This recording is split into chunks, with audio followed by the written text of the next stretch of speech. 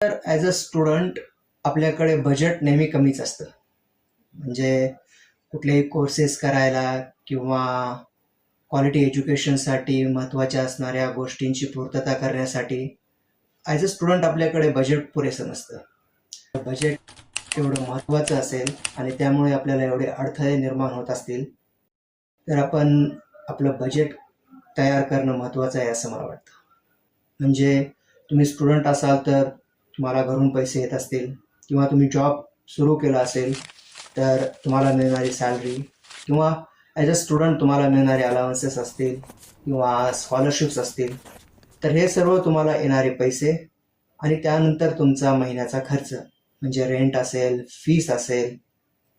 किंवा एंटरटेनमेंटसाठी असेल, ट्रॅव्हलसाठी असेल आणि जे बाकी सर्व खर्च असतील, तर टोटल येणारे पैसे आणि खर्च होणारे पैसे